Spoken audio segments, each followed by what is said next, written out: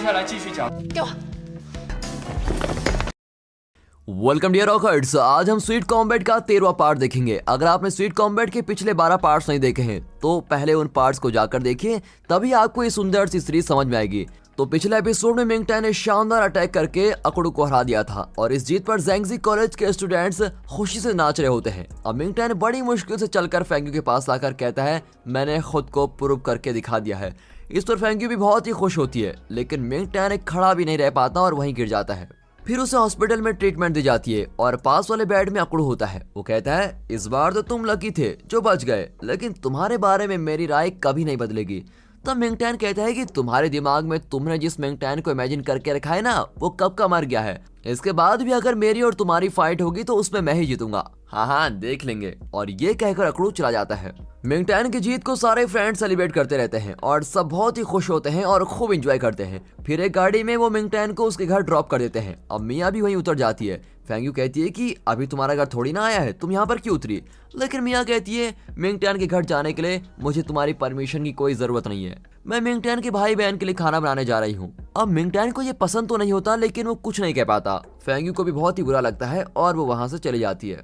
अब Ming tan के भाई और बहन के लिए कुक करना मिया को बहुत ही अच्छा लगता है। वो उन बच्चों के साथ बहुत ही इंजॉय कर रही होती है। मिंग टैन फैसला करता है कि आज से वो मिया को सब कुछ साफ साफ बता देगा। अब डिनर के बाद मिया घर जाने लगती है तो मिंग टैन उसे बाहर छोड़ने आता है। मिया पूछती है कि क्या तुम मुझसे कुछ कहना चाहते हो। मिंग टैन कहता है कि आप मेरे लिए और मेरे भाई बहन के लिए जो कुछ कर रही हैं उसके बदले में मैं कुछ भी नहीं कर पा रहा हूँ। और तब मिया कहती है कि तुम ऐसा क्यों सोचते हो, तुम तो मुझको हर काम के पैसे भी देते हो, फिर क्या प्रॉब्लम है। नहीं सीनियर, ऐसी बात नहीं है। आप जो कर रही हैं उसका बदला पैसों से कभी नहीं चुकाया जा सकता और मैं अच्छी तरह जानता हूँ कि आपके दिल में क्या फीलिंग्स है। इसके बावजूद भी अगर मैंने अपने दिल की फीलिंग्स आपको नहीं बताई तो मुझ जैसा सेल्फिश इंसान कोई नहीं होगा, इसलिए मैं आपको अपने दिल का सच बताना चाहता हूँ। अब मिया जानती है कि मिंग टैन के दिल में क्या है, इसलिए वो कहती है कि तुम कुछ मत कहो, मैं सब कुछ जानती हूँ कि सच क्या है। और तब मिंग टैन ओपनली बता देता है कि मैं किसी और से प्यार करता हूँ और किसी और को पसंद करता हूँ। और मिया तो ऑलरेडी ये जानती थी, लेकिन फिर भी मिंग टैन के मुंह से ये सुनकर बहुत ही दुखी हो जाती है और मन ही मन रोने लगती है। लेकिन फिर वो कहती है कि अंदर दोनों बच्चे तुम्हारा इंतजार कर रहे होंगे, तुम घर जाकर आराम करो, अब मैं निकलती हूँ। और ये कहकर वो चलने लगती है और इसी बारे में सोच रही होती है। अब उसके आंसू बहने लगते हैं और वो कहती है कि तुमने ऐसा क्यों कहा। मैं जानती हूँ कि तुम मुझसे प्यार नहीं करते, लेकिन फिर भी तुम्हें अपने साथ इमेजिन करके मैं बहुत ही खुश होती हूँ। लेकिन आज तुमने सच बताकर मुझसे मेरी छोटी सी खुशी छीन ली है। और इस तरह वो रोती हुई चल रही होती है। उसके दिल पर क्या बीत रही होगी ये सोचकर तो हमारा भी दिल भारी हो जाता है। अब ऐन वक्त पर ये बयूनो मैसेज करता है कि किसी भी हालत में आज तुम मिंग टैन को प्रपोज कर ही देना। लो, ये आ गया जले पे नमक छिड़कने। ऐसा सोचकर मिया गुस्से में चली जाती है। अब अगले सीन में जाओ मी सुन हाउ से मिलती है और पूछती है कि तुमने मैच में गिव अप क्यों किया। मेरे पापा को तुम पर कितना भरोसा था, तुमने तो उनका विश्वास ही तोड़ दिया। अब सुनहाओ कहता है कि हार मानने का दुख मुझे भी है, लेकिन अब तुम्हें मेरी इतनी फिक्र करते देख मुझे लगता है कि मैंने ठीक ही किया था। नहीं नहीं नहीं, मुझे तुम्हारी कोई फिक्र नहीं है, ये कहकर जाओ में जाने लगती है। अब सुनहाओ उसको रोक कर कहता है कि मुझे भूख लगी है, तुम्हारे पास तो हमेशा एक एप्पल होता है ना, क्या तुम मुझको दोगी। अब जाओ में अपना एप्पल फेंकती है और सुनहाओ उसको कैच कर लेता है और फिर एप्पल लेकर वो जाओमे के पास आता है और कहता है कि you are the apple of my eyes. और इस तरह वो जाओमी को प्रपोज करता है और कहता है कि मुझे तुम बहुत ही अच्छी लगती हो। मैंने सिर्फ डेथ स्ट्राइक सीखने के लिए तुम्हारे पापा से ट्रेनिंग ली थी और ट्रेनिंग के बहाने मैं तुमको रोज देखना चाहता था। मुझे पता है कि मेरे कॉलेज के स्टूडेंट्स मेरे गिव अप करने से बहुत ही गुस्सा है, लेकिन मुझे उसकी फिक्र नहीं है। मेरे लिए तो तुम्हारी खुशी से ज्यादा इंपॉर्टेंट और कुछ भी नहीं है। तुमने भी मिंग टैन को ट्रेन किया था तो उसकी जीत में तुम्हारी भी जीत है और इसीलिए मुझे लगा कि उसके जीतने से तुम बहुत ही खुश हो जाओगी और इसीलिए मैंने मैच को गिव कर दिया। अब ये सब सुनकर जाओमी की धड़कन तो इतनी तेज हो जाती है कि क्या कहें, उसके मुंह से शब्द ही नहीं निकलते और फिर जरा संभल कर कहती है कि मुझे घर जाना है और ये कहकर वो तुरंत वहां से भाग जाती है। अब सुनहाओ चिल्लाता है कि मैं तुम्हारे जवाब का इंतजार करूंगा, ठीक है।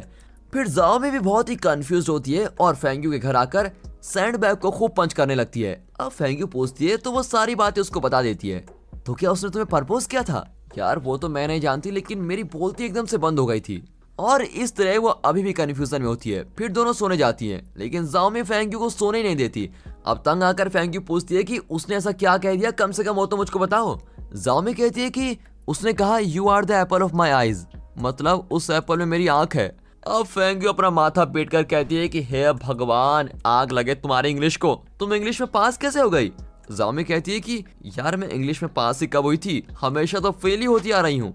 फिर वो फेंग्यू से उसका मतलब पूछती है तो फेंग्यू बताती है कि पागल लड़की, उसने तुमको प्रपोज किया है। You are the apple of my eyes का मतलब है कि उसे अपनी आंखें जितनी प्यारी है तुम भी उसे उतनी प्यारी हो। और तब जाओमी कहती है कि अब मुझे तुम्हारी फीलिंग्स का एहसास हो रहा है, तुम भी मेरी तरह कंफ्यूज्ड और नर्वस थी ना।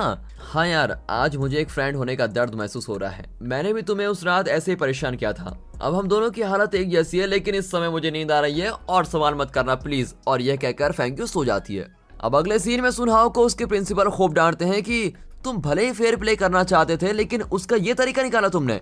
सॉरी सर, मुझे उस वक्त जो ठीक लगा मैंने वही किया। अच्छा, तो अब मैं वही करूंगा जो मुझको ठीक लगता है। आज से तुम कॉलेज के बॉक्सिंग क्लब के कैप्टन नहीं हो। सर, मैंने कैप्टन की पोजीशन से पहले रिजाइन कर दिया है और जियाओ फेंग को ऑलरेडी कैप्टन बना दिया है। ओह, तो तुम सब कुछ प्लान करके रखे हुए थे। तो फिर इस कॉलेज को छोड़कर जाने का प्लान भी तुमने बना ही लिया होगा। सर, मुझे कॉलेज छोड़कर जाने का हक बिल्कुल भी नहीं है, लेकिन आप मेरे लिए जो फैसला लेंगे मुझे मंजूर होगा। अब प्रिंसिपल को बहुत ही गुस्सा आता है और वो ऑर्डर देते हैं कि आज से कॉलेज की सारी क्लीनिंग जॉब्स तुम ही संभालोगे। अब सुनहाओ कॉलेज के सारे बाथरूम को क्लीन कर रहा होता है और तब अकड़ू आकर उसको बहुत ही चिढ़ाता है कि आपकी गलती का एकदम सही पनिशमेंट मिला है आपको। बॉक्सिंग क्लब की आप फिक्र मत कीजिए, उसको मैं अच्छे से संभाल लूंगा, आप बस क्लीनिंग पे ध्यान दीजिए। और ये कहकर वो चला जाता है। लेकिन ये सब देखकर जियो फेंग को बहुत ही दुख होता है, क्योंकि वो सुनहाओ को बहुत पसंद करती है। अब यहाँ मिंग टैन और बयूनो बातें कर रहे होते हैं। मिया आप सच्चाई को एक्सेप्ट कर चुकी है और मिंग टैन के साथ एक अच्छी फ्रेंड की तरह बिहेव करती है, लेकिन उसका इरादा अब यही है कि मिंग टैन और फेंग्यू कभी एक ना हो। और तब जाओमी आकर कहती है कि रिजल्ट आ गया है। मिया उसे इग्नोर कर देती है, लेकिन जाओमी कहती है कि इंग्लिश एग्जाम का रिजल्ट आया है और हम दोनों फेल हो गई हैं। यार, अब क्या करेंगे? इंग्लिश नॉर्थ पोल है तो हम लोग साउथ पोल हैं। ऊपर से 3 दिन में री एग्जाम भी होने वाले हैं, और अगर उसमें भी फेल हो गए तो हमें तो दोबारा इसी सेमेस्टर में बैठना पड़ेगा। तो मिंगटैन कहता है कि आप फिक्र मत कीजिए, मुझे इंग्लिश अच्छे से आती है, मैं आपको जरूर सिखाऊंगा, आप दोनों जरूर पास हो जाएंगी। और तब जाओमी और मिया की खुशी का ठिकाना नहीं होता और दोनों ठान लेती है कि हम इसी से इंग्लिश सीखेंगे। अब अगले सीन में जाओमी फेंग्यू को बताती है कि मैं और मिया इंग्लिश में फेल हो गई हैं और मिंगटैन हमको इंग्लिश सिखाने वाला है। अब ये सुनकर फेंग्यू बहुत ही उदास होने लगती है, लेकिन जाओमी कहती है कि यार फिक्र मत कर, मिया से मिंगटैन को कैसे बचाना है ये मेरा काम है, ओके। और ये कहकर वो चली जाती है। लेकिन फेंग्यू अपने मैथ के पेपर में जानबूझकर सारे आंसर्स गलत लिखती है और उसका ये आइडिया है कि वो मैथ में फेल हो जाएगी तो मिंगटैन उसको सिखाएगा। और अगले दिन क्लास में सर आंसर पेपर्स दे रहे होते हैं और फेंग्यू सपनों में खो जाती है कि वो फेल हो गई है और मिंगटैन उसको मैथ सिखा रहा है। अब इतने में सर उसको बुलाते हैं। वो सपने से बाहर आकर कहती है, सॉरी सर, मैंने एक्सपेक्ट नहीं किया था कि मेरा मैथ का पेपर ऐसा होगा। और सर भी कहते हैं कि हाँ, तुम बिल्कुल ठीक कहती हो, मैंने भी एक्सपेक्ट नहीं किया था कि तुम सारे प्रॉब्लम्स इतनी अच्छी तरीके से सॉल्व कर दोगे, तुम्हें तो 100 में से 100 नंबर मिले हैं। और ये कहकर वो सबके सामने फेंग्यू की बहुत तारीफ करते हैं। अब फेंग्यू चौंक जाती है कि मैंने तो सारे आंसर्स गलत लिखे थे, फिर 100 कैसे आ गए। और वो अपना पेपर लेकर उतरा हुआ चेहरा लिए उस क्लास से बाहर खड़ी हो जाती है जहाँ मिंगटैन जाओमी और मिया को इंग्लिश सिखा रहा है। अब मिंगटैन को लगता है कि कोई देख रहा है और वो बाहर आकर देखता है, लेकिन वहाँ कोई भी नहीं होता। फेंग्यू एक पिलर के पीछे छुप जाती है और तब उसे ख्याल आता है कि जरूर फेंग जोयू ने ही उसके पेपर में करेक्शन किए होंगे। फिर वो तुरंत घर जाकर फेंग जोयू से कहती है कि तुमने मेरे मैथ्स पेपर की करेक्शन क्यों की है? मैंने कितनी मेहनत करके प्लानिंग की थी, तुमने तो उस पर पानी फेर दिया है। हाँ दीदी, तुम्हारे डेस्क पर पेपर पड़ा हुआ था और मैंने उसको यूं ही देखा तो सारे आंसर्स गलत थे, इसलिए मैंने सारे करेक्शन कर दिए। अरे करेक्ट तो कर दिए, लेकिन तुम्हारी वजह से मेरी मेहनत बेकार चली गई। और यह कहकर वो फेंग जोयू की आइसक्रीम छीनकर भाग जाती है।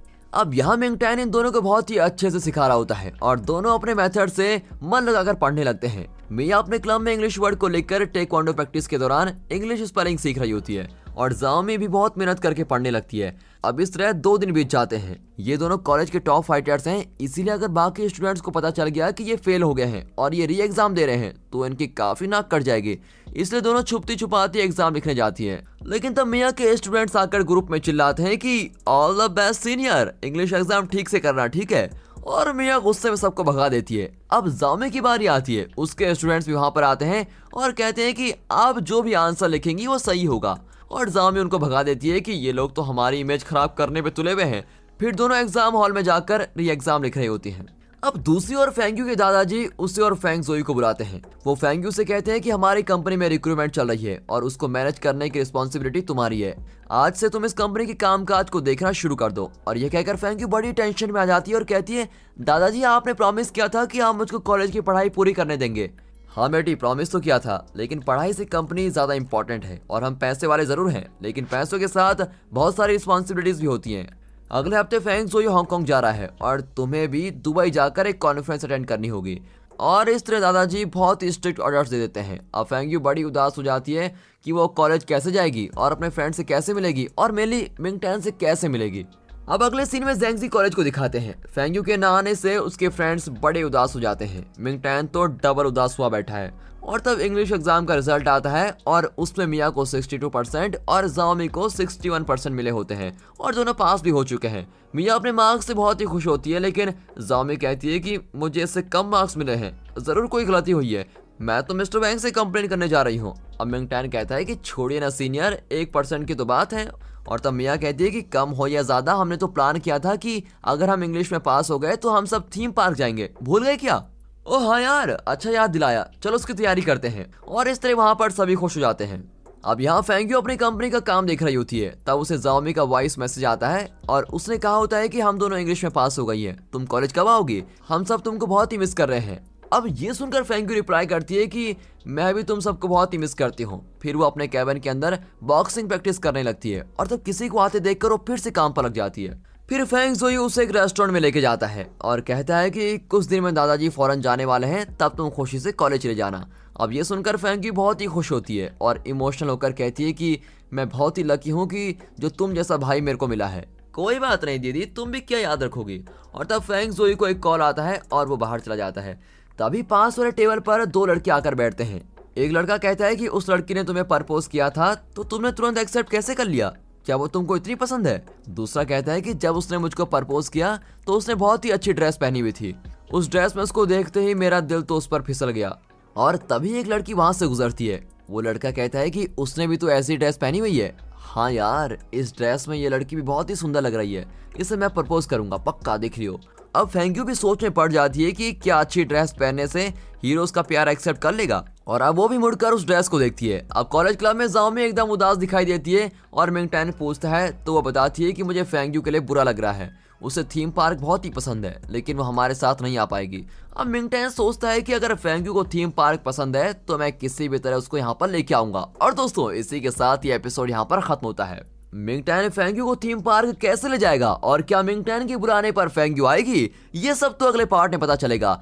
हमें उम्मीद है और आपके कमेंट से हमें पता भी चल रहा है कि आप इस सीरीज को हमारी वीडियोस में देखकर बहुत ही एंजॉय कर रहे हैं और आपको हमारी एक्सप्लेनेशन भी बहुत ही पसंद आ रही है। सिर्फ 13 पार्ट्स में ही हमने आपके लिए 17 एपिसोड एक्सप्लेन कर दिए हैं और अब सिर्फ 19 एपिसोड्स बाकी बचे हैं और उन्हें भी हम जल्दी कवर करने की कोशिश करेंगे। और हमेशा की तरह इस वीडियो को एक लाइक और चैनल को सब्सक्राइब करना मत भूलिए। दोस्तों, अपने कमेंट जारी रखिए। ये सीरीज फैमिली ऑडियंस के लिए भी है, इसीलिए इस सीरीज के वीडियोस को अपनी फैमिली फ्रेंड सर्कल में शेयर जरूर कीजिए। बाकी मिलते हैं अगली वीडियो में, तब तक के लिए गुड बाय, अपना ख्याल रखिए and finally thanks for watching.